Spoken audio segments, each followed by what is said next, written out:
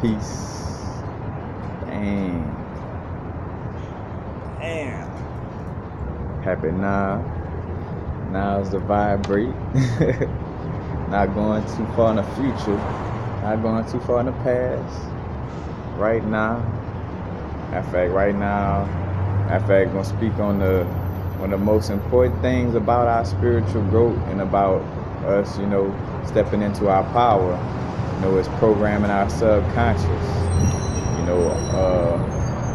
All this thought, matter of fact, and speaking of not too far in the future, not too far in the past, which I get to that, but how the subconscious only knows the moment. But anyway, one of the most important things to our spiritual growth is programming our subconscious mind.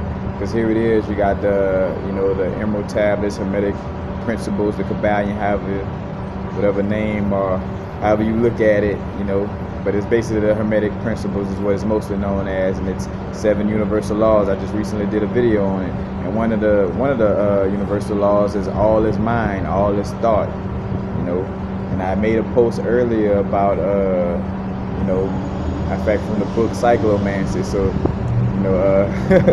I know I was like, people DM me to find out, but if you're watching the video, you get to find out. It's a book named Psychedelics, and it gets into just the abilities of the mind and how it in essence, I ain't gonna say manipulate matter, but just manipulates perception in essence. But when you do do the alchemy of the subconscious, then that changes the way things manifest around you. And you got the conscious mind, which is our mind that's like, I'm gonna do this, like the human mind, the intellect, the ego, and the subconscious mind is that kind of like that darkness, in essence. I think of the subconscious too, like the quote unquote dark matter inside the atom is like 99.9% of the atom is that dark matter. But I think about how that correlates because the subconscious, rules like 95 to 99% of all your activities in your day. So with that being said, that's why, certain people are trying to, get at your subconscious, get at your mind, And I just thought of, said that on one of my posts, you would rather, what would you rather? Would you rather you program your subconscious mind or somebody else, Because if you don't program your mind, somebody will, So it's best that you program your subconscious mind instead of somebody else. I'm going to get into a few aspects of, a few methods of deprogramming and reprogramming the subconscious. Because in essence, it gets programmed, it's the same methods.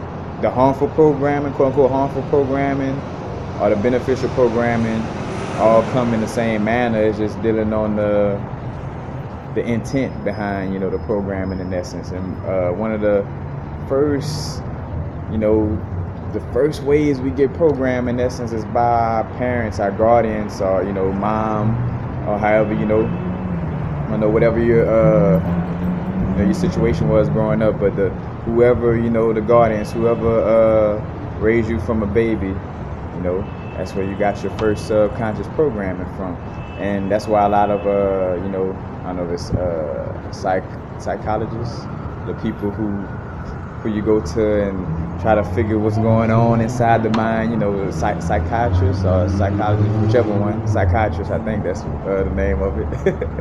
Don't quote me. But one of the main things they ask to kind of find out what's going on with you today is they ask, how was your relationship with your parents or with your mom? You know what I'm saying? Because that's that first programmer. And for sure, the mom, in essence, because you in your mom's womb, regardless of if she probably didn't program you afterwards, like again, like if you wasn't raised by your biological mom, just the energy that was she was dealing with while you was in the womb, in essence, was programming your subconscious. But it starts there, and then there's a bunch of different ways that you could program the subconscious down to trauma, repetition, symbols and sigils. You got altars and deities, is another way. And I'm gonna get into detail into each one. As a matter of fact, also speaking on how psychedelics deal with your subconscious and kind of it allows for you, it shines the light on your subconscious and show you what's really going on. Because again, for example, all right, for a trauma example, you know, you go to do a report in front of class at a young age, you know, like you in kindergarten, whatever, and you know you end up peeing on yourself in front of the class, or you know something embarrassing happened to you in front of the class while you're doing a presentation, you know, and you know you were hurt by that, you were traumatized by that. Now as you get older, you know,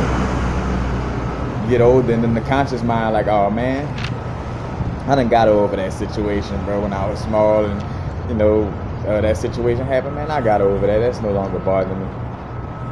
But then when somebody asks you to stand in front of a crowd and give a speech, you kind of get a little like, you know, nervous and anxious, like you can't do it, you know.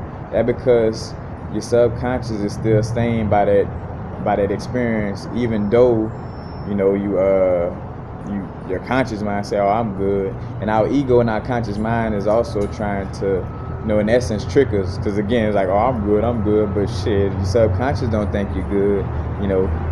Another way too is kind of like we're dealing with affirmations. Like when you say an affirmation, like I am a billionaire, you know, if you haven't been programming your mind and working on being a millionaire physically, you know, like on both levels, programming and doing it physically, when you just consciously say I'm a billionaire, the subconscious is gonna be like, man, I don't see, you know, where is this, you know, this billionaire you speak of.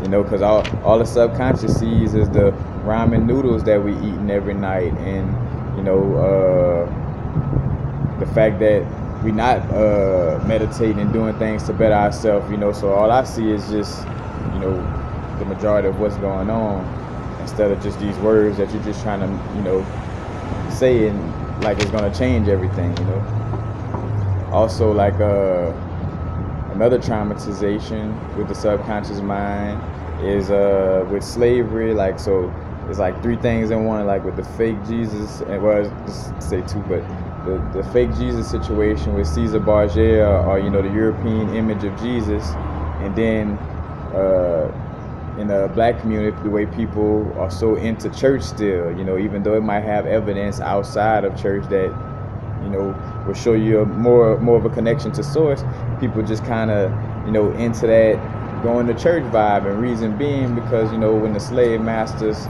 you know, was you know, over the slaves, they would make sure, subconscious programming with trauma, they would beat the shit out of the slaves from Monday to Saturday, you know, just beat the shit out and just, you know, where it's just hectic, you know, from Monday to Saturday. But then when Sunday come, you know, they put the whips down and we're gonna have Bible study and we're gonna talk about white Jesus, you know. So gather around, you know what I'm saying? And you like, oh my goodness, you know, like just, you know, at that point you thanking God out wherever you think God is, but, you know, like to say like, oh man, you know. And so they, from that traumatization from the mother days and getting that day off on Sunday, it's kind of staying in the brain like, well, man, Sunday is our day, man, and we're gonna, you know, worship Jesus on Sunday. And that, from that traumatization, you kind of go into it, and trauma gets passed through DNA as well. So, you know, mama get traumatized badly, you know, she passing it on to the children, and the children mimicking mama. So they, you know, again, the parent programming, so it's just trickling down and nobody questioning nothing. So it just kind of stays in that, you know, in that cycle in essence. And then on the other level, you know, people also have this image, or more so on the, again, the black, for lack of a better word, you know what I'm saying, the black people from slavery, you know, and they see any type of image, or just dealing with a European or white person in general, they're gonna kind of relate that to Jesus, you know. So it's kind of like, and it's two ways. They're gonna relate it to Jesus and like, oh, that's my savior, and they may relate it to this person that's gonna whip my ass, you know what I'm saying? So you kind of spook, you know, and that traumatization of the subconscious, you know, so that follows you, and you know, and your seeds, because it's passed down through DNA, and you're probably coaching them on being scared of these things as well, you know. And I'm again speaking from that era, dealing with that situation, you know. But again, people, you know, 1%ers, oppressors, whatever you want to call them, you know, they know. In fact, the Freemasonry, you know, this Albert Pike and all that, you know, they knew of these things, so they studied this and they used it, you know, against people in essence to try to, you know, control reality in essence. Because if all is thought, if I control the majority of people's minds, and I control the reality, you know, as well. So that's one of the things, you know, is through the trauma. Now we're gonna get into, like, you know, one of the ways. So, you know, you've been programmed subconsciously. So it's like, man, well, how do I get rid of this subconscious programming? How do I get away from being, you know, programmed like a slave or having this certain programming? First and foremost, one of the most important things, I'ma sound like I'm, you know, how they say that, beating a dead dog or something. I don't know I forgot the little slang, but anyway. Meditation. You know, meditation is one of the most important things to your spiritual growth on all levels, you know, but definitely with programming the subconscious, because when you're meditating, you're at first, you know, when you start to meditate, them little thoughts gonna pass, you know, because you're so used. You say, for instance, no matter how old you are, from 17 years to 40 years old, 50, but just put it like this, you've been programmed with these things for most of your life, as far as like having noise in your brain and overthinking and these things. So of course, when you first go to meditate, it's still going to be present. That's why it takes practice. You know, matter of fact, and the other thing of programming the subconscious, repetition, you know, which just like with the muscles, like, you know, you don't go to the gym and lift one 10-pound dumbbell and be like, now I'm ready for life, you know what I'm saying? No, you got to keep going to the gym. You got to keep working out, you know what I'm saying? Same thing with programming the subconscious. So, you know, meditating quiets the conscious mind and allows for that constant noise to kind of, you know, simmer down. And as these thoughts pass, and, you know, they're going to pass, but you don't participate in them, you know? Like, I'll be sitting down and just give you a random, like, I'm meditating, and then the thought of, man, I remember when this and that used to happen at my last job. Let's just say that thought pops up. Now I could either, yeah, that was messed up what they used to do in my life. Like, you know, go into the thought, playing with it, and then taking away from my meditation. Or after that be said, I just stay still and just, you know, don't mess with it. You know, just being quiet, letting the thoughts pass. That's one of the first steps. You gotta, you know, clear all that noise. Now, the next situations, you know, is all on. There's no particular order, and it's all what works for you the best, because we all are different. That's another thing.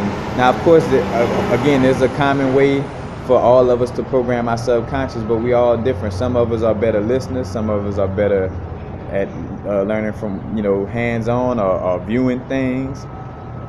Some of us are better readers, whatever. But we all operate a little different, you know what I'm saying? But subconscious program works all the same. So it's like, find certain methods that work for you, you know. But going into it, you know, one of the ways to reprogram your mind is with symbols and sigils. You know, now symbols and sigils, again, the deprogramming and reprogramming, and the same methods are used in a non-beneficial way and a beneficial way. Because when you think about symbols, you think about all these different places to eat, the Starbucks, the Burger Kings, you know, all these different places that have symbols, and then they have mantras. You know, say for instance, Burger King mantra is "Have it your way." You know what I'm saying? That's a mantra. Have it your way. You know, and then you keep hearing that, and then you keep seeing, you know, the symbol, and then also dealing with symbols. You know how the terminology of picture is worth 1,000 words. Literally, our subconscious is programmed easily by symbols, you know, and not so much words. and I get into, why the words may, like why just words may not, help in essence, where it take more. But, you got these symbols where it got certain colors on them that's resonating with certain chakras, you know what I'm saying? You got a certain symbol that may be, just red, so it could appeal to the root chakra, appeal to your fear, flight, or fight vibration. You got Starbucks, Whole Foods, you got the green sign to appeal to your heart chakra, bringing, to kind of bring you in, like I say, to manipulate the love within your heart chakra to have you, dealing with them in that way. But it's, from the colors to the different symbols, even some people go as far as to using exact symbols, I think to my, I always bring up the example of my my old job in Baton Rouge, where they use the Eye of Ra straight up, and that was like what brought, oh man, and people would come and it was funny, but me, at that point I had done got to this point of my spiritual growth. So people would be like, oh man, I just came because I saw that it had the Eye of Ra and it's called the Ra shop, this and that. So it's like the Eye of Ra. I'm like, you just being brought in, I tell them straight, that subconscious programming where, they use that symbol to just pull you in, and that's the whole vibe behind it. So the different symbols speak to your subconscious. So with the picture being worth 1,000 words, I also thought of like sigils, how you do a sigil, like say for instance, sigils start off as a phrase, like and it could be a short phrase or a long phrase, but like I'll do one simple: I am a billionaire and I am prosperous throughout all eternity. All right. And then, and I got a video on how to make sigils, so I'm not gonna go deep into it, but you take certain letters, from that sentence, and then you take those letters and turn it into a symbol. And then, you draw out your little symbol, your little sigil. Then, you kind of put it to the side for a few days, forget about it, and then come back to it, and you put it to the side to a level to where you could kind of forget about it, or your conscious mind to forget about it. And then when you come back across it, your conscious mind don't remember what you wrote, for that symbol, but your subconscious, like, I remember what that symbol is for, you know what I'm saying? And another reason why, the ancients work with symbols, in a lot of cases, are like hieroglyphs, talking to the subconscious mind, But so the colors in the symbols will send a message, and also, again, that's a message to your chakras, in essence, kind of playing off of the certain vibrations of the chakras. And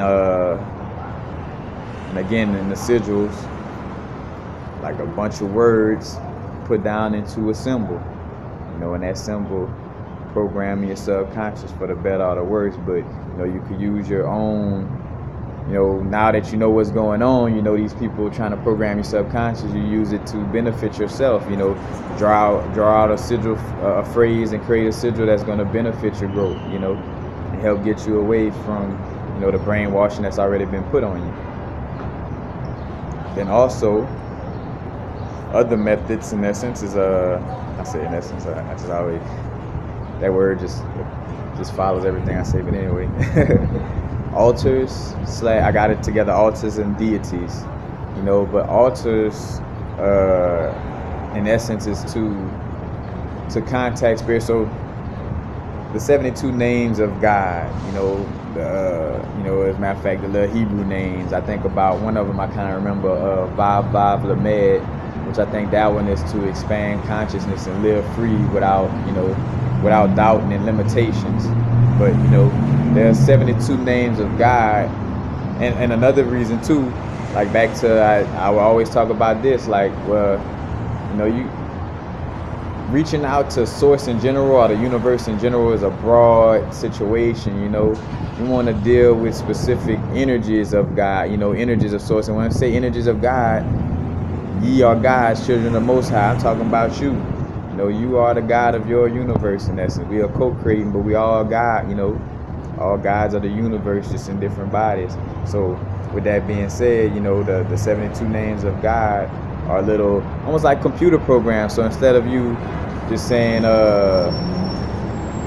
hey, God, like, hey, asking for something broadly, and it taking forever, or if it even gets looked at all, because you're not dealing with the specific energy that will help you to get whatever you're looking for, and that's where, the deities come in, the Papa Legbas, the Oshuns, the Oguns, Sekhmet, Lakshmi, and Hanuman, and all these different deities, they were basically made for our monkey mind, so to speak, as far as our, the human mind, the physical, the conscious mind, because, the conscious mind has trouble fathoming that it could just speak to an energy and something's going to happen, but the subconscious mind, remembers these things. So in essence, you gotta trick your conscious mind with making it seem like you dealing with a certain deity, that may be out, that seems like it's outside your body, but it's really within you. Cause that's the whole thing. Another thing too, when you're dealing with these energies, these are things that are within your body. Oshun is your solar plexus chakra. Think of Papa Legba. It's almost a mixture of both. Papa Legba colors go with the root chakra, but in essence, you could almost look at Papa Legba as like the pineal gland, because it's the door opener in between realms, between the quote unquote seen and unseen. You know what I'm saying? And that's what the first eye do. The first eye, the pineal gland, allow for you to, see beyond the veil of the physical realm. So kind of like the Papa Legba energy. So when you're dealing with these energies, you're not really interfacing with something outside of you, but it's something within you. You know what I'm saying? All these energies exist within you. So you gotta make sure when you're dealing with these energies, you're not looking at it as something outside you as well. The trick to it having like a name and colors and stuff like that, again, just so the conscious mind could, grasp it and kind of put a name to, again, identifying, in essence. But it's identifying in a beneficial way. Well, put it like this: if you're looking at it in the way you should, whereas energy is inside of you, then yeah, it's beneficial. If you're looking at it as something outside of you, then you're gonna kind of take your power away in essence. But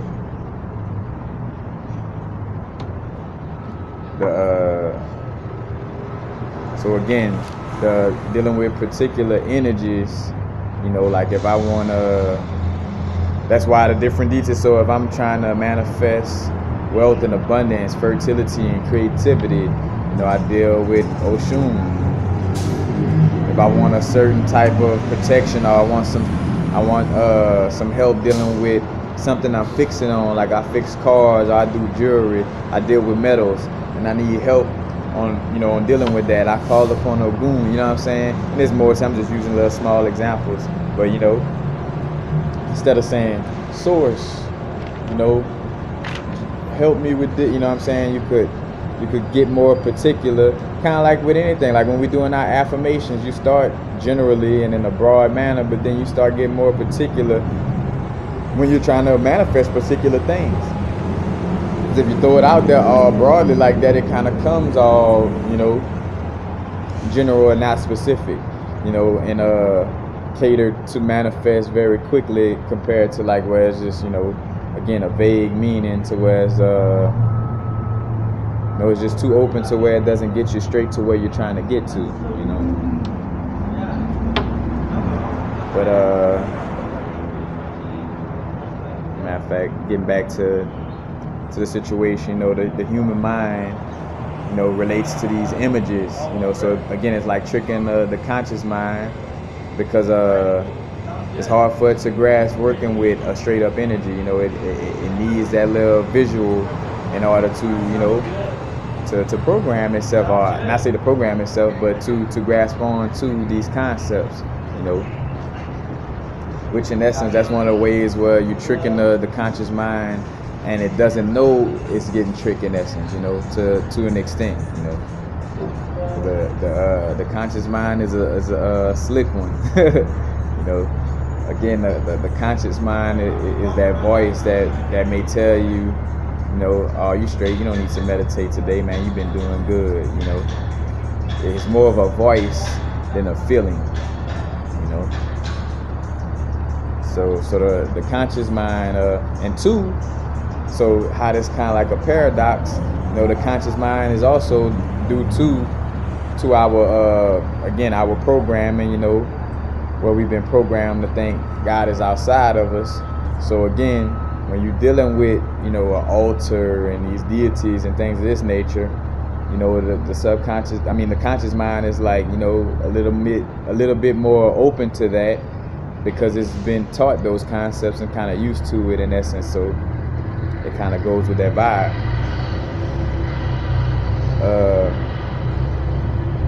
Also, what else?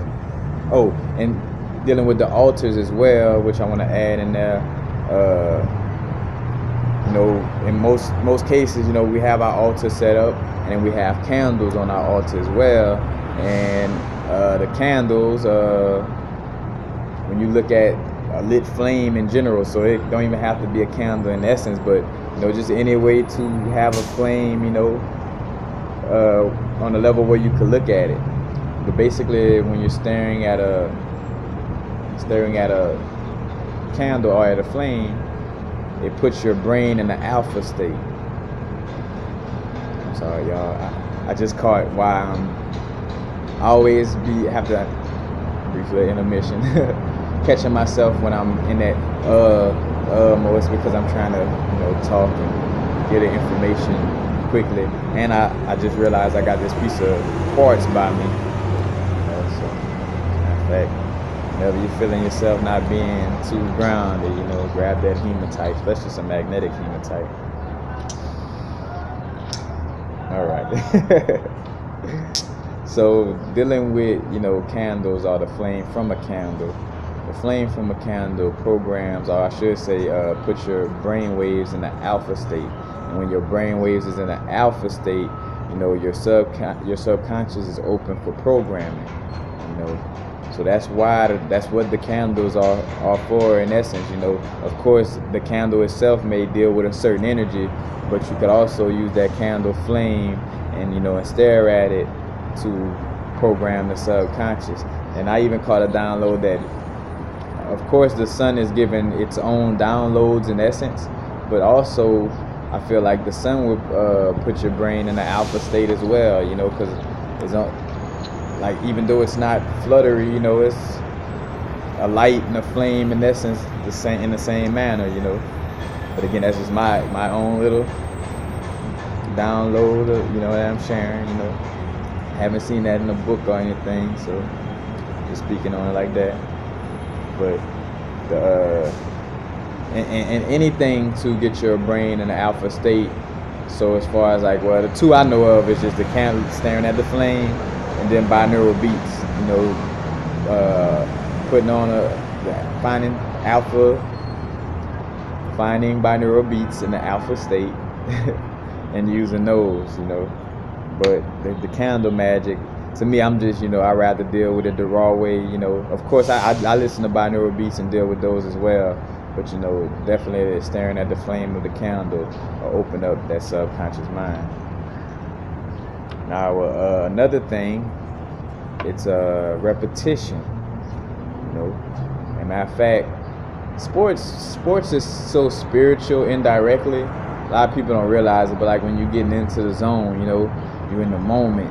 You're not even thinking about like shooting a shot. Like you ain't even like, you ever get on like where I'm speaking from basketball perspective, like, playing basketball and, you don't even have no moves planned out. You just going with the flow and pulling up out the blue and hitting shots, you know what I'm saying? You in that zone. And also, reason why you're good at playing whatever sport you are good at playing is from repetition. You practice, and you constantly, repeat certain methods, or repetition. And repetition is another way to program the subconscious. But this is a little, like I said, not still a double-edged sword, but dealing with repetition, you got, affirmations. And now, even though you can't change the subconscious just with positive affirmations, because again, like saying I am a millionaire, when you're not really putting in the work to show that you're a millionaire, you know. So like just words alone don't really cut it, but the repetition of those words will eventually start to, you know, work on the subconscious. So when you just say, you know, almost like going in the weight room, you know, and in essence, again, just words alone, you know, it may take more than that. To each his own, we're all a little different. But a good example is like when you're using just affirmations, you know, in fact, I came across somebody that brought up an example of how I love apples. Let's just say, not an affirmation, but just say I love apples. Well, you know, the mind recognizes all the words. When you say apple, you know, apple, just that word, that could mean anything. That could mean an Apple computer. That could mean an Adam's apple. That could mean any type of apple. You know, and that's where, you know, it's good to bring in the visualizations and all these, you know, these other methods as well, the symbols, visualizations, you know, to help the mind really, to help the subconscious mind really know what you know, what message you sending. So repetition, you know, by repeating these words at a higher volume, you know, they will eventually gain momentum, and, you know, and start to work on the subconscious mind. But again, you want to have the repetition of words with visualizations as well. But the repetition of words also work. And that's where you got like the mala beads and the 108 mantras, you know, 108 mantras saying the same thing 108 times. That's going to really plug into your subconscious mind, you know. One of my favorite, just straight up mantras, not an affirmation, but the Om Shri Ganeshaya Nama, you know, which is a mantra to Ganesha to, you know, remove obstacles, you know what I'm saying? In which Ganesha is a form of you know, Ishu or Elegba, you know, Papa Legba, the door opener, you know, removing, you know, open the door or removing obstacles, you know, tomato, you know. And also, when using affirmations, you want to, you know, deal with the I am, you know. I am abundant. I am God. I am source. I am the universe. You know, I am abundance. I am psychic. I am, you know, whatever you're trying to affirm and line up with, you know, and program the subconscious with, you know, you want to use the word I am. And then also dealing with, you know, with your affirmations, you know, taking the time to visualize and feel or have emotion as well, you know, emotions, energy, emotion. So you want to be able to visualize as well as, you know, catch the feeling of whatever it is, you know. I think about when I wanted to go to Little Ethiopia one day out here to go to a restaurant and eat. But in the moment, you know, I didn't have, you know, in the moment, you always have the funds, but the funds wasn't physically manifested in that moment. So I got my pen and paper out and I started writing down. I started doing like punish work. I was like, I am eating in Little Ethiopia right now. I am eating in Little. And then after I finished one sheet, and I put that to the side and I stared at it for a little while. And then I sat down and I envisioned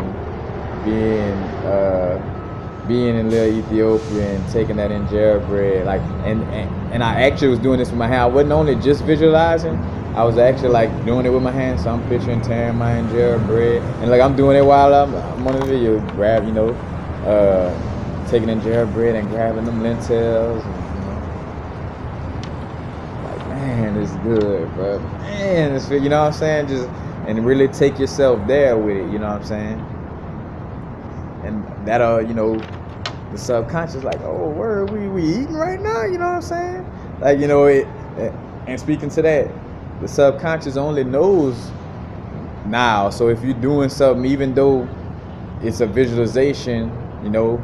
The subconscious sees it's happening now, you know what I'm saying? So that's another reason why too it's not good to reminisce or go all the way in the past too much, or be, you know, too far in the future with things, because, you know, the subconscious, it's like, oh, that's what's going on now. So when you go to, yeah, I used to snort coke and do all this, you know, when I reference my older lifestyle, you know, I have to be aware to make it a reference and fall back, because if I reference it and then I just stay in it, you know, that'll start revamping those vibrations, you know, for those type of situations to, you know, manifest and come to me, you know. So you got to be aware of you know, what you're saying, and the subconscious don't recognize that it's other people's voice. Like, your subconscious just don't work off for dealing with your voice. You know, it's not like no voice command where, hey, subconscious, only listen to my voice, you know. And I mean, maybe until somebody show otherwise, to where you could program your subconscious to, you know, only deal with your voice, you know, it takes in everything. You know, everything you're dealing with, the subconscious eating it up, you know. And that's where, like, the repetition too, where, like, these songs that we find ourselves singing, that we be like, man, I can't stand this song, I can't stand this artist, you know, in which you shouldn't hate or you know, put like this, it's all right to, you know, dislike a certain thing, you know, if you don't like this type of music, ain't nothing wrong with that. But, like, you know, when I say dislike an artist, I'm like, well, people though, you know, you could dislike how that person operates, but, you know, it's unconditional love. You know, I could love you and not be around you, or not really like your, you know, your music, whatever. But see me going off. But anyway, with the repetition of these songs, where, you know, you got certain songs that you are you finding yourself singing, like, man, why I'm singing this? I ain't even really like that song, you know.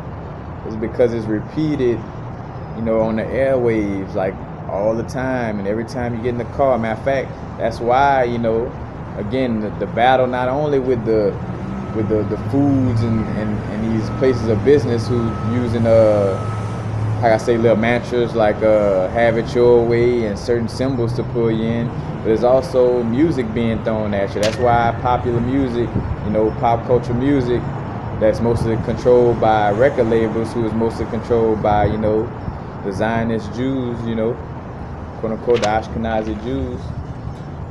So it's coming at your subconscious, and what easier way than to put a little melody to something and have somebody, you know, singing something that's to their detriment, and just constantly singing it, you know, singing your way into whatever unbeneficial situation, you know, that may come to you from, you know, again, being subconsciously programmed by these different lyrics of songs and different things that don't benefit you, you know. But where was I? Oh, and also, the subconscious doesn't deal with negatives. So, like, no and don't, you know what I'm saying? Like, so, matter of fact, so dealing with affirmations, you don't want to say, I am, I'm trying to think of a good one.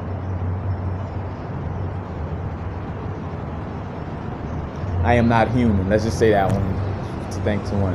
I am not human. All the subconscious heard was, I am human. It doesn't know, you know, doesn't decipher what's not and don't and all that, you know. It just hear words like that. Those words, you know, the little negative, like, you know, don't and not and all that. You know, the way our minds work before, you know, subconscious mind work even way, again, that's why symbols, you know, work so well, because we wasn't even talking the English language way back when, you know what I'm saying? In those times, for a negative word to even exist, like no and don't, you know what I'm saying, it was nothing but pictures and symbols. So, you know, another reason why, you know, subconscious don't recognize no and don't, because it never operated off of that until now, until you're dealing with this, you know, this Babylon word, you know, the English language. And it's also not to take no position of, you know, oh, this is good or bad. There's no good or bad in this universe. It's just different perceptions and different little situations, you know. We all perceive things differently. What's good to one person may be bad to the next, you know. So it's no good or bad to any situation. I always use the example of grandmama, you know, she on the quote unquote deathbed, you know, for lack of a better word. She on the transitioning bed. And you know, and she had these hospitals, they got on one of these machines or whatever. The machines to kind of keep her body, you know, in motion in essence. Now some people I'll be like, oh man, you know, take my mom for that breathing machine and let her transition into a better place. While some of the family members like, nah man, we want to come and view the body, and you know, we want to be close to her and she could make it and this and that, you know. I kind of hear myself kind of taking sides in that. But too, how I perceive, you know, is my perception. I ain't saying one is good or bad, but like I do, like in saying that, I see myself feeling like, you know, yeah, let her transition, you know, like don't hold my mom in this physical realm as a little trophy for your ego to pet, like, oh, my mom, you know. Anyway, to each his own on how you feel about that. And again, perceptions, you know, there's no right or wrong either way, you know, regardless of how I feel about the situation, you know, it's like there's no right or wrong, you know, it's just the experience, you know, and the perception of it. So another thing, you know, again, the subconscious doesn't deal with negatives. I had another example, like I don't like garbage truck juice. All your subconscious mind heard was garbage truck juice. As a matter of fact, you probably heard like too. I like garbage truck juice. You didn't hear the don't. You know, it's garbage truck juice. So when you affirming things as well, you want to stay away from, instead of saying I am not human, I am God. You know, kind of like with America, with the bullshit of like, you know, instead of saying we pro peace, you know, we are for peace. You're like, the war against negativity, like they put it in a negative manner, like you're fighting against it. And when you say the war against negativity, the only word that the subconscious hears is negativity. You know, that's why they do these things and put out these phrases, the war on drugs, instead of the being pro sobriety, you know, like. But you definitely want to stay away from, like, you know, the negative words like no and don't, because the subconscious don't even hear that. That falls upon deaf ears, you know, as far as the subconscious is concerned. It doesn't hear the no and don't. It doesn't hear past or future. It only knows now, and it doesn't hear, oh wait, I'm not going to listen to that. That's not universal talking. That's somebody else talking right now. It's consuming all of that. You know, every single thing. So again, you know, the subconscious mind is what we, you know, what we working with and what we dealing with to get ourselves from this, you know, from this brainwashing and programming in the unbeneficial sense, or in the negative sense, but I say unbeneficial, you know, to our soul growth. You know, we've been subconsciously programmed to, you know, with a lot of fear and just a lot of things that don't serve you, you know. Or don't serve your spirit, I should say, or your soul.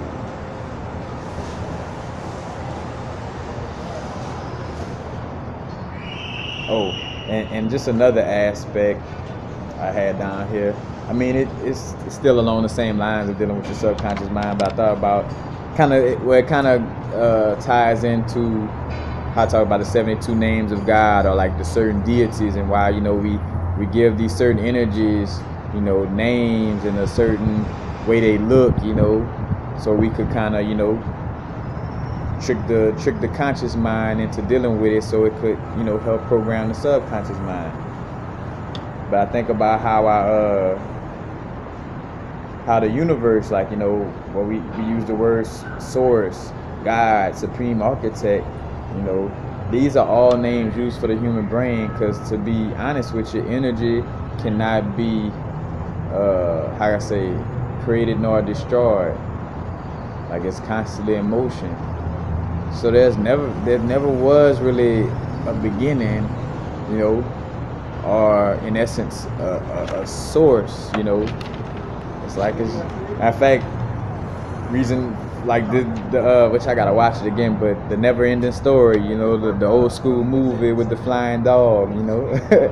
That's a very occult and esoteric movie, and that again that's dealing with that same and it's disguising a lot of things and using stuff, because another thing with the movie is subconscious programming. You know, they have certain people who just seem like, oh, this is a human, and oh, this human just lost their job in the movie, you know, or this person just did this, but it's all personification of certain energies. You know, that certain character that lost his job may be a personification of your heart chakra.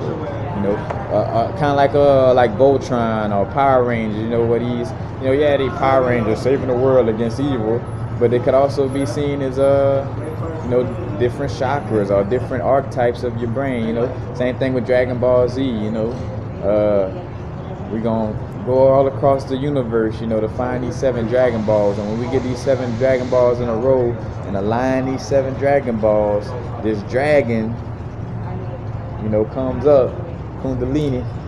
You know what I'm saying? So it's all, you know, and not saying that Dragon Ball Z is trying to, you know, program you or whatever, but you know, just indirectly, you know, they deal with these things because, well, I say it like this: they deal with these things because they know that it resonates with your subconscious. So if they're not trying to program you, they're using it because they know it resonates with your subconscious. So, you know, like, you know, somewhere your soul like, oh yeah, the 7 Dragon Balls, the 7 chakras, you know, and the dragon, that's the Kundalini, you know what I'm saying? While your conscious mind don't, you know, oblivious to all these things. But there is no beginning and no end. You know, it's a never-ending story, literally. You know what I'm saying? This story never ends, and it never necessarily had a beginning. That's just for our little human mind, our little human brain to, again, grasp the concept of you know, of source, of the intelligence of, you know, of the universe in essence. But there's no like source or beginning, or, you know, it's a never-ending story, you know. No beginning and no end.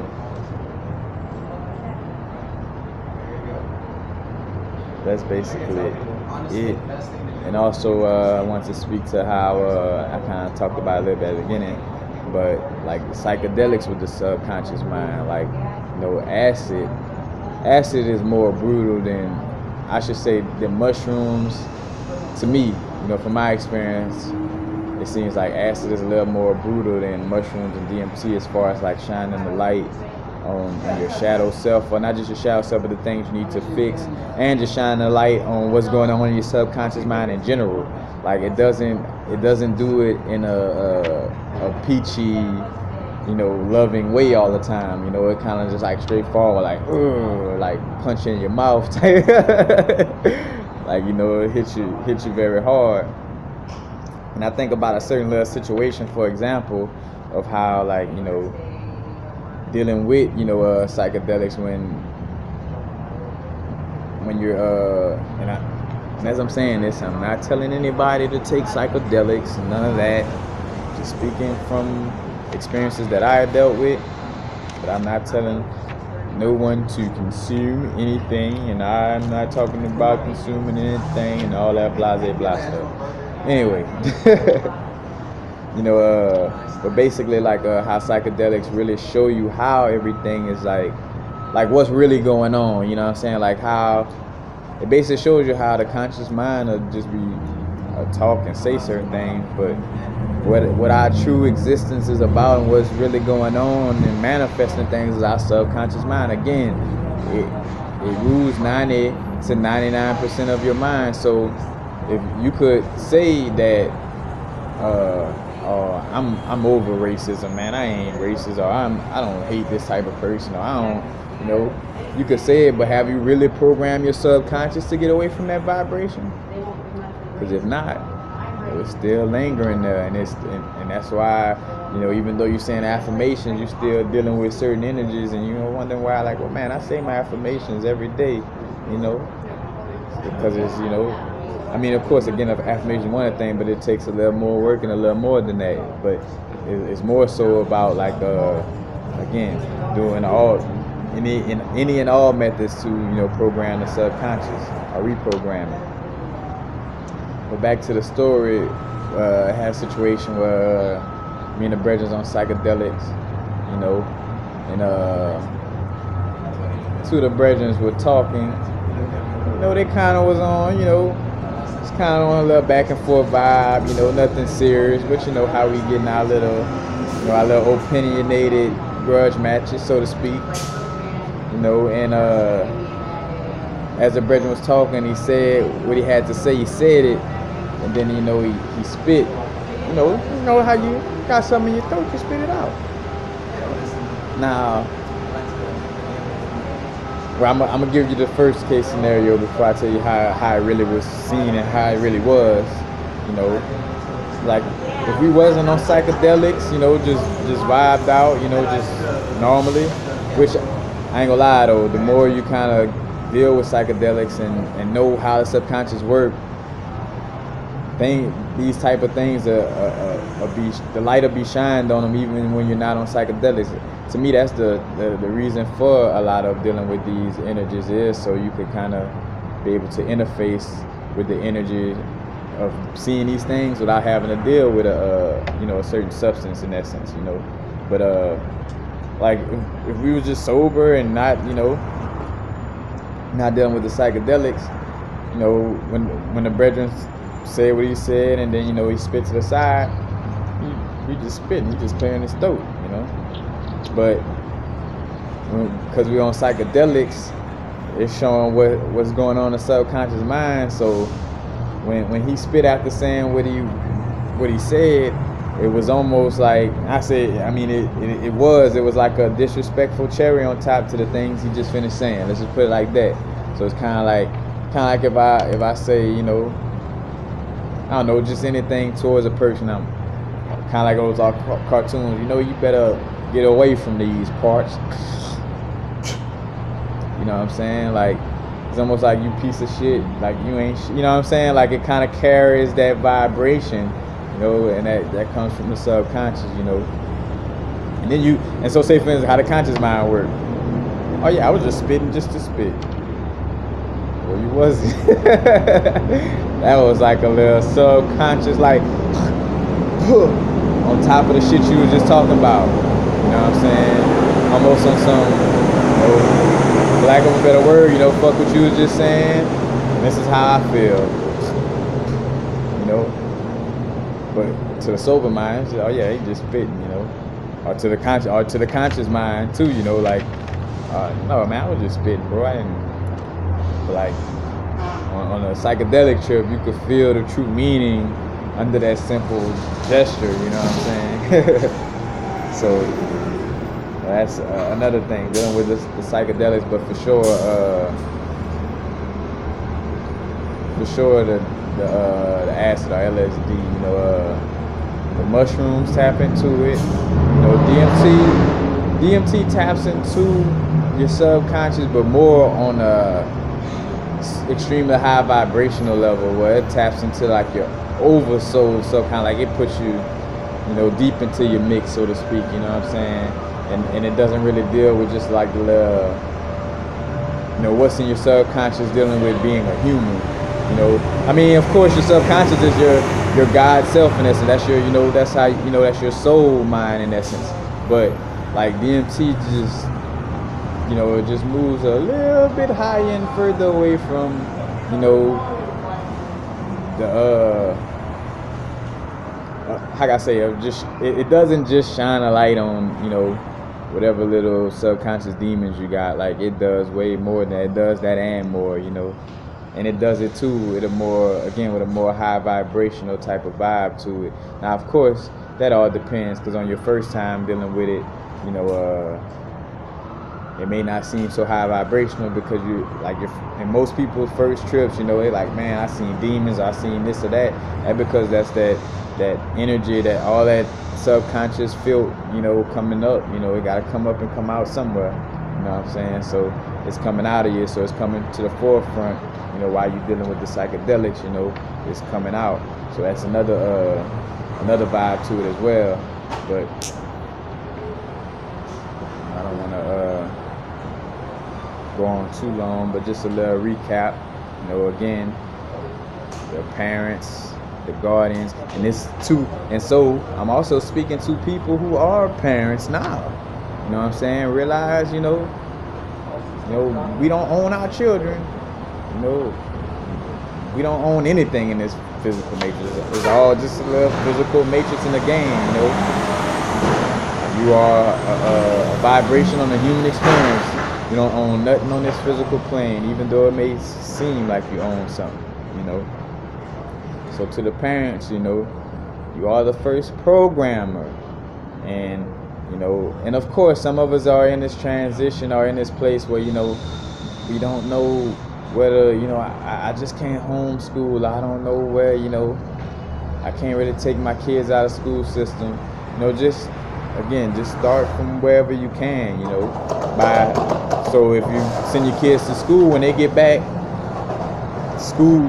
Put the real school in session, and take a little time to let them know, like, hey, some of these things they teach you up in there, this and that, and and like mom or dad can't just take you out of school because society is insane, and then like really tell them what's going on, because these kids are being able to grasp grown up type of concepts. It's just us with that, hey, nigga, be this and that, and downplaying their intelligence in essence.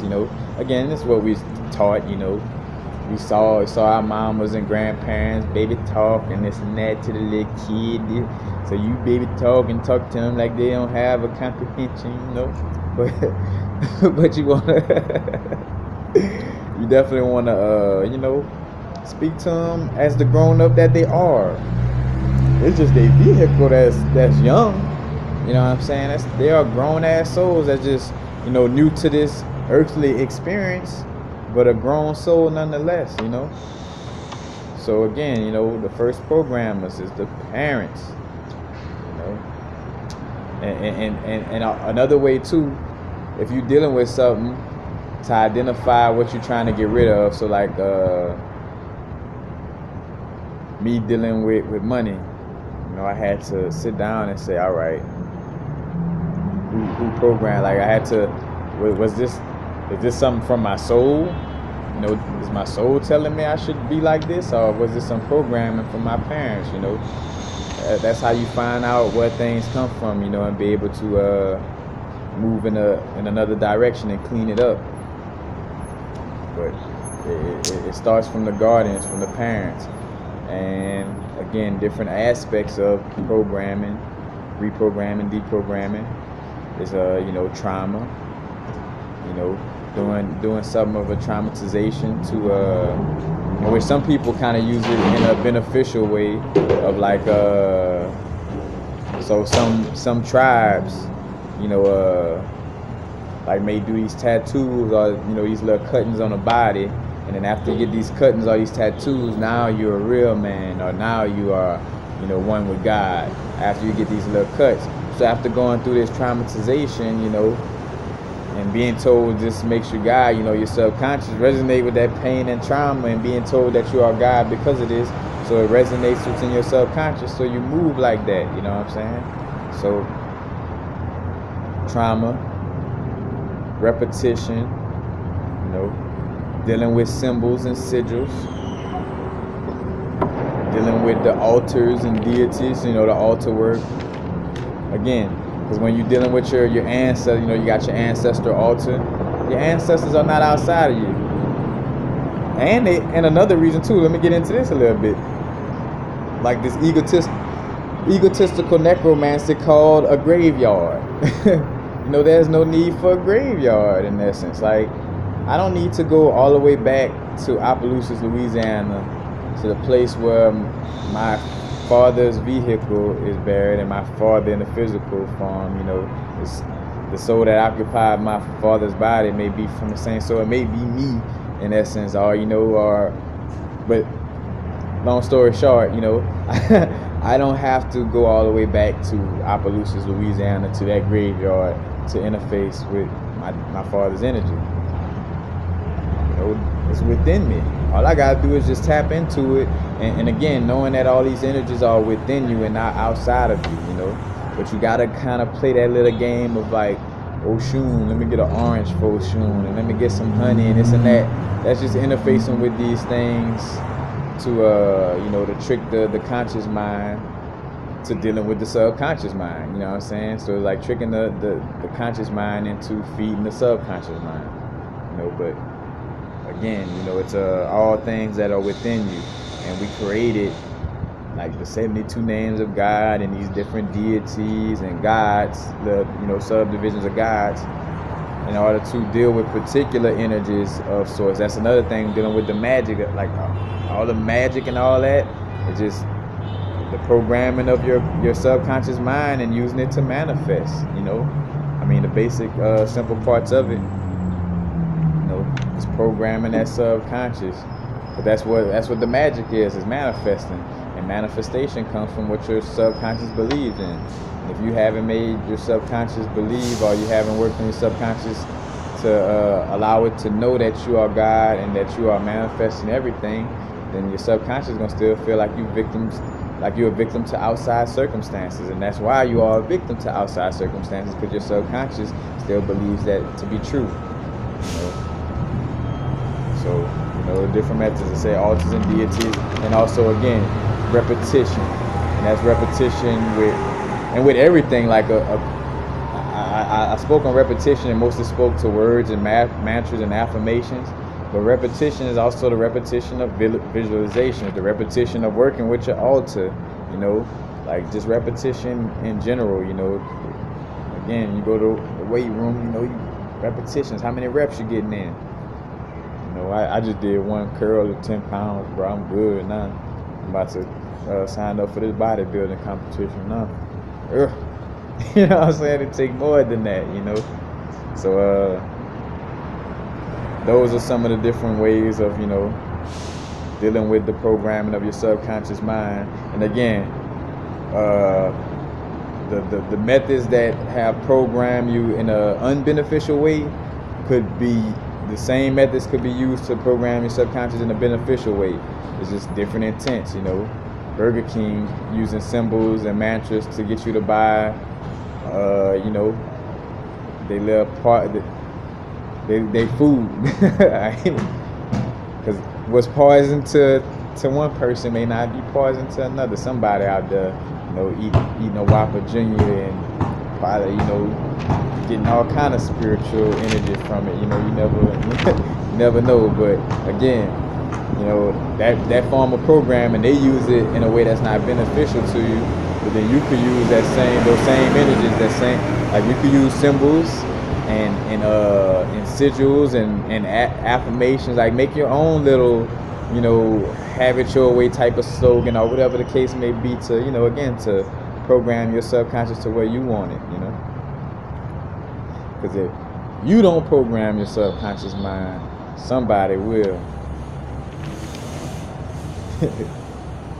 That's basically it. That's all I have to say about that. Subconscious mind, subconscious programming. And again, that's one of the most important things to our spiritual growth, is dealing with the subconscious mind. You know, and it's all about our inner work, like the inner work in the subconscious mind. You change the way you look at things. The things you look at change. Shout out to my brother Josh, you know, for always using that phrase. But that's the, you know, that's the whole vibration behind the situation. You know, is reprogramming the subconscious mind and making sure you're programming your subconscious mind. Because you could just sit around and just say stuff like, "Oh yeah, I am God. I am Source. I am," you know. Again, those things work, but you gotta, you know, you gotta put a lot of repetition into it. You gotta also visualize and being a part of everything. And two, on a back to one of the first things to start off with to help this is your meditation. You know what I'm saying? And diet to a certain extent, or I just say doesn't necessarily mean be a vegan or vegetarian, as much as I'm just saying your diet as far as decalcifying your pineal gland.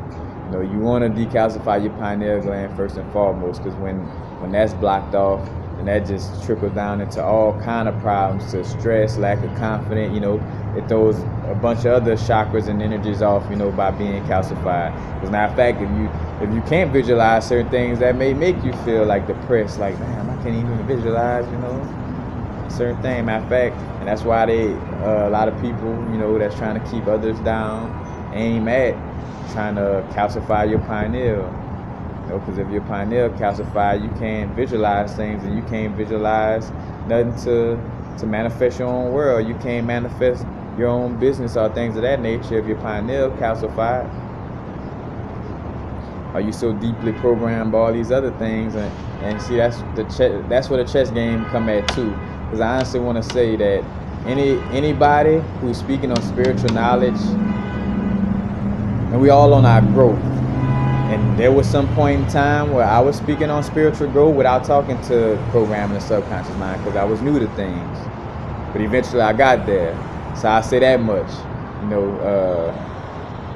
know, you could give a person a chance, but if you're dealing with somebody who's not trying to tell you, like, that's not telling you that, you know, the key is to program your subconscious mind, then, you know, but like this, if it don't seem like they're gonna eventually start talking about it, you know, you want to look for somewhere or somebody or something that's going to teach you about programming your subconscious mind, because that's what it's all about. You know, from Carl Jung and Sigmund Freud and all these different little psychotic, you know, just studying the brain and knowing how the brain works, the law of attraction, all this thought. You know, what you focus on, you know, grows, and the subconscious manifests it. You know, so again, repetition through your own inner visions, and if not, you know, vision board, you know, visualizing that way, you know, but in some form or fashion, it's dealing with, you know, visualizations, emotions behind the visualizations, repetition, you know, that's all going into it. But again, that's basically it, and just most importantly, it starts with meditation. And I do have a video that speaks on, you know, one of the ways that different methods that I use for meditation, you know, which is somewhat of the common form of meditation, but that's basically it, yeah. You know, and dipping into these to the subconscious is, again, also that's your soul mind. So remember how I said that's your soul mind? I'm catching the download to kind of keep it going a little bit more, you know. So another thing too, when you transition, you know, you transition and you feeling like you know, like you didn't train your subconscious to know that you are a source, so you basically was just being programmed. So when you transition, you know, all you got is your subconscious mind. And if your subconscious mind was programmed by, you know, programmed to be a slave and programmed to be on earth, and you never switch that up, then, you know, you ever heard of reincarnation? Yeah, that part. You know, your subconscious didn't learn no better, then guess what? Oh, I gotta come back to do this and to do that, and to, you know what I'm saying? That plays into that heart weighing heavier than the feather, you know what I'm saying? You took those things to heart, you know, because you didn't know that you were a guide on a human experience, and that you need to program your subconscious. You know, you didn't know none of these things, and you taking all these situations to heart. So now you kind of like coming back here, you know what I'm saying? Instead of knowing, like, subconscious, like, man, I create this world, you know, I am a creator. And getting your mind to know this, so when you transition, you're going into the new transition, the next level, with that mind frame of, you know, knowing, like, yep, I'm a creator, I am source, you know, I'm the universe, I'm one with all of this, you know. That allows for you to ascend, instead of feeling like, oh man, I gotta go back to do this. And I mean, of course, that been our situation, you know, in the past, you know, reincarnate, have this experience, learn this lesson. All right, next I want to learn a lesson of how to step up to the plate and being a good dad. But I also want to see how I feel to do this, you know. So you set up these little scenarios of like, all right, I'm gonna put myself in the Catholic Church just to see if I'm gonna be able to remember that I'm God. You know what I'm saying? Like these little things, you know. So when you're looking at your life situation and you want to go to complaining, you have to remember that it's you who chose the path that you are walking on. You know. But right now, you get that subconscious where it needs to be. You don't have to worry about coming back to this thing. It's another reason, again, back to the psychedelics, you know, because the psychedelics, by you tapping into those realms and seeing that things exist, and not when I say outside your body, not like something outside of you, but that, should I say your true existence is a vibration and not a physical being, and that you vibrate and you're connected to everything. When you take psychedelics, you know, your subconscious is experiencing that psychedelic right with you. And it's seeing and it's getting to remember and see like, oh man, yeah, this is what I am right here, you know. And the reason why, you know, you feel so distraught a lot of times dealing with psychedelics or that little bad vibe you get, is coming from your ego, from your humanity, knowing that it's about to die, you know. Or that little confusing, like whenever you feel like you're stuck or something like that, things like kind of like a overwhelming vibe. That because your ego and your intellect and your, you know, either your intellect trying to intellectualize or be logical about the situation and trying to analyze it, or you know, or it's just your ego and intellect just knowing that it's dying in that moment, you know, and getting a little nervous. That's another reason why. Matter of fact, just a news flash or public service announcement. If you are scared of taking psychedelics, that's because your ego has a stronghold on you. Like your ego / conscious mind / intellect has a very, very strong hold on you. And that's like when you look at the people who psychedelics, I don't want to, you know what I'm saying? Look at the way they operate and how close they are to the God self, you know. Because God body is fearless, so why would you fear, you know, a substance that's known for bringing you closer to the source, you know, or giving you some spiritual insight, you know what I'm saying? Like, matter of fact, that was the whole thing with the LSD helping the alcoholics. It wasn't like the actual substance was like doing something to their body that made them quit alcohol. It was the experience where, you know, they experienced LSD and they got to see like, all right, damn, I'm more than just a human. You know what I'm saying? Well, fuck, let me put this alcohol down and start meditating and see what more I could tap into. You know what I'm saying? That's the whole vibe behind it. That's why a lot of people are scared of it, you know, because I shouldn't say a lot of that, you know, they're ruled by their intellect or their humanity or their, you know, the ego, conscious mind. The conscious mind know what time it is. It's like, oh no, that shit gonna kill me.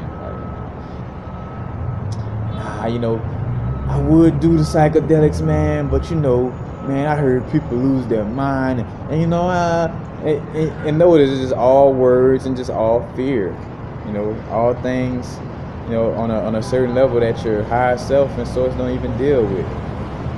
So if you ever find yourself kind of being scared, and of course there's certain situations that may not be too complimentary to taking psychedelics, so you may naysay in certain situations. But if you just always just completely just running from it and just don't have no intentions of, you know, it's like, and I just call it the asterisk.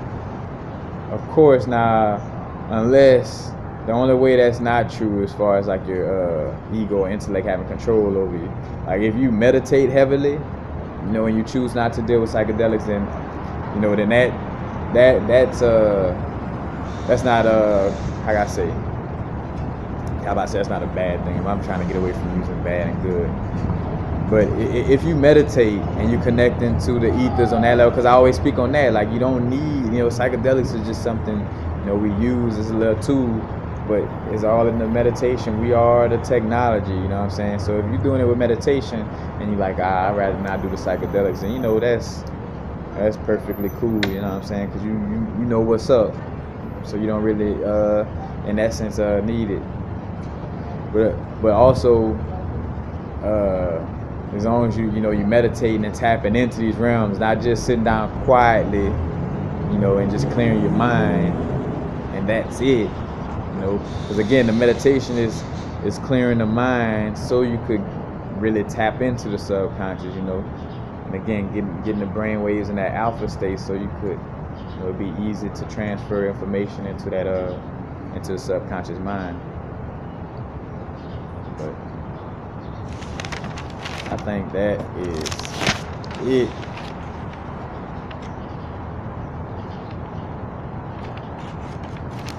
Spoke on all the ways of trying to reprogram, and I'm as I'm doing this video, I'm catching little points of like I remember saying a lot of these things, but now it's getting to the point where like the YouTube channel is almost like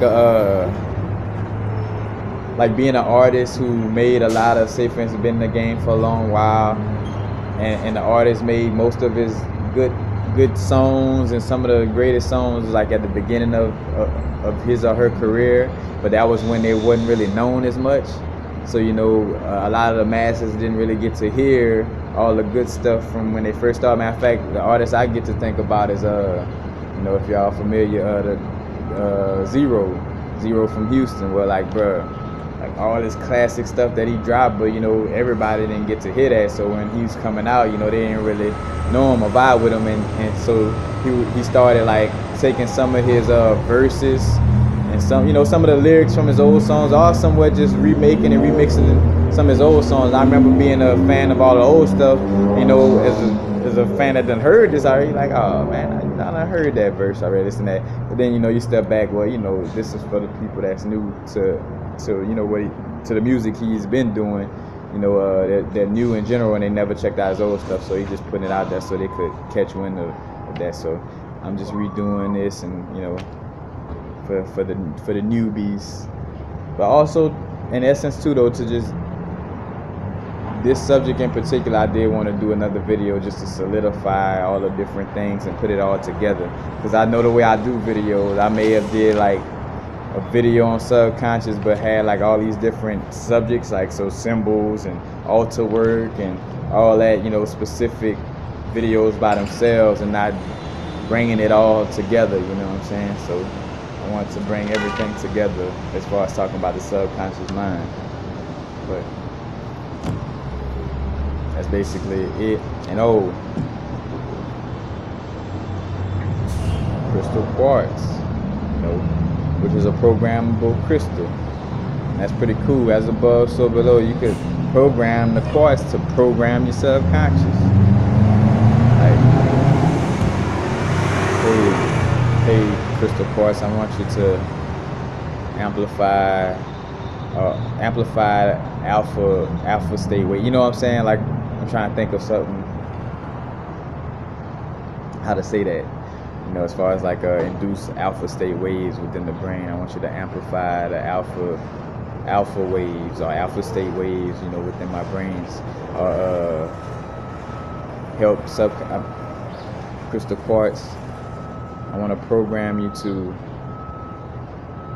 quiet the mind. May you please help me to quiet my mind. You know what I'm saying? So I could program myself. Just like you program your subconscious, you program the quartz to help you deal with these situations. So